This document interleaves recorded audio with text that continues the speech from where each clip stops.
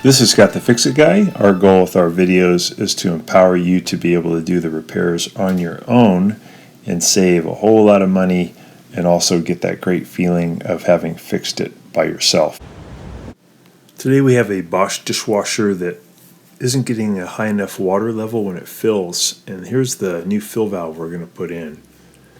So when we take a look, the water level is only not getting even up to anywhere near the filter handle, and when we turn it on we don't hear very much water splashing around, and also the water never heats up, and it just isn't cleaning the dishes. It's not even melting all the soap, so we know that the water level is definitely too low. And to replace it, fill valve is pretty easy. Sometimes they get clogged up at the filter, and sometimes they just stop opening. This one we can tell for sure it isn't opening because the spray arms don't even have enough water pressure to move.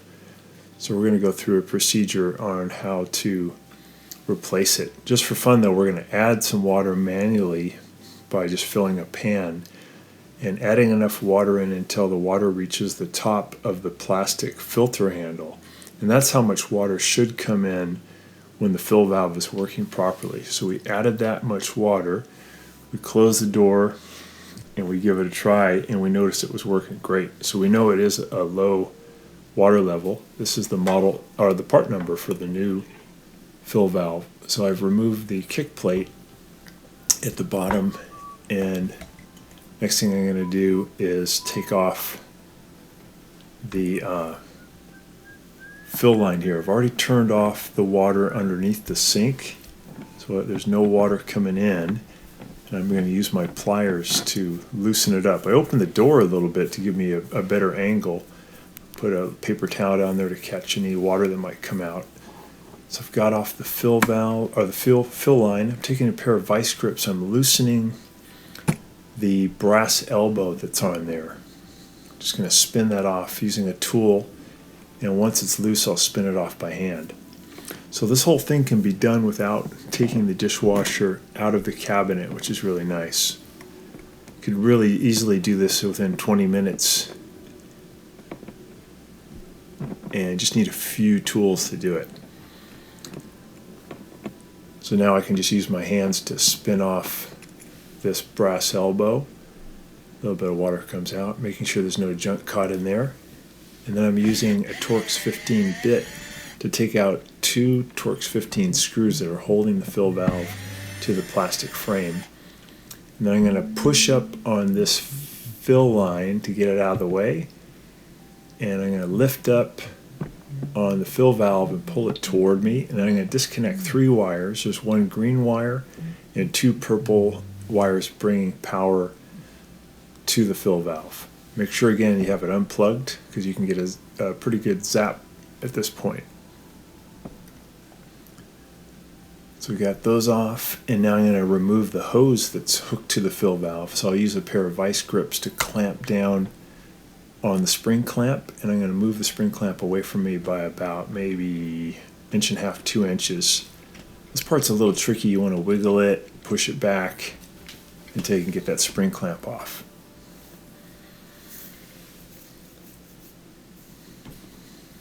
At this point you want to grab the hose securely and pull back on the fill valve. Don't pull the hose towards you though, because you don't want to disconnect it from inside the dishwasher. Just support the hose and then wiggle and pull the fill valve towards you until it lets go.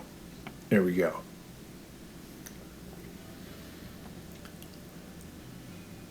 So we're looking in there, we can see a lot of junk caught in the filter. It could be the fill valve was actually okay, but it had so much junk that it couldn't let enough water come in the right amount of time. So we're putting some new Teflon tape on the threads of the brass elbow. That only needs to be done on the threads that go into the fill valve, but the ones that go to the fill line don't need those Teflon thread tape.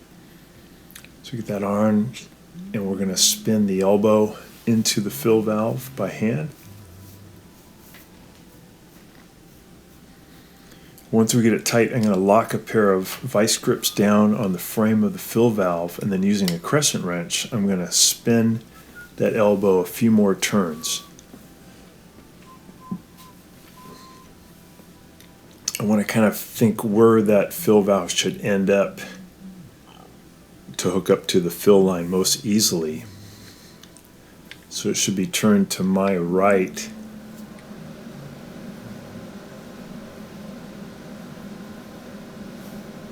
There we go. So that's going to work great. So I'm going to grab the hose here, I'm going to hold on to it, and I'm going to push the new fill valve into the hose. And then I'll clamp down on the spring clamp with the vice grips.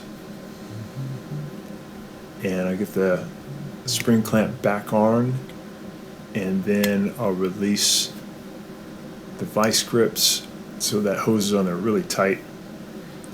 Then I'm just going to add the green wire back onto the ground connection, which is on the metal frame of the fill valve, and the two purple ones will go onto the terminals of the fill valve solenoid.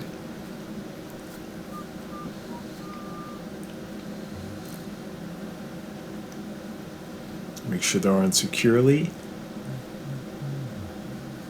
Then I'm going to go ahead and push the fill valve back into the plastic frame, kind of wiggle it in there, let it sit in position, and we'll add those two Torx 15 screws back in to secure it. You're almost done.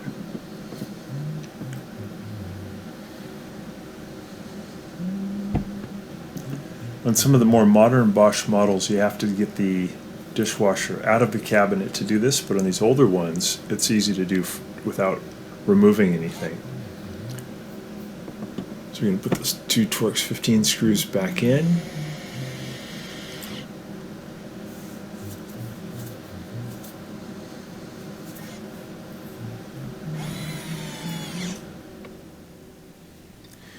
Then we're going to carefully thread the fill tube back on.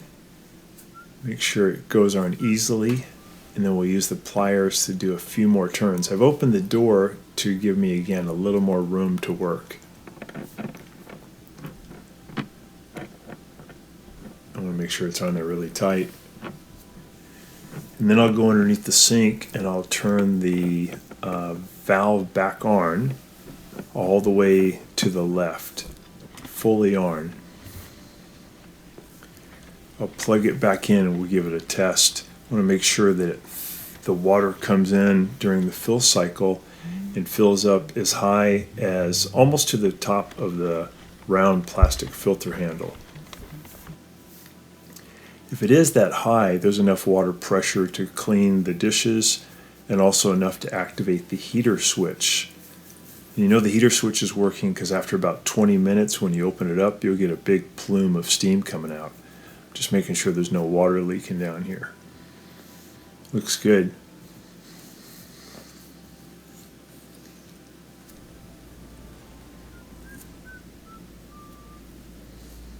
So we can hear the water sloshing around a lot better now. And we can see that water is dripping from everywhere. That's good. You can see that the water is as high as the round plastic handle. And then looking in here again, we can tell that there's a lot of junk caught in that filter. This is just stuff that comes in from the water line from the house water pressure, and the filter catches some of the junk that comes in. I'm putting the kick toe panel back in by adding two Torx 15 screws.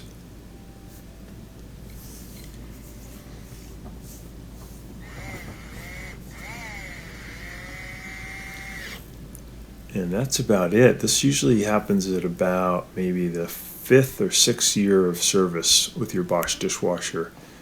Again, easy to do, won't take you long at all. You can see a lot of crud was in that filter. So this did the trick. I hope this works also for your Bosch dishwasher. Thanks so much for washing, and please subscribe when you get a chance.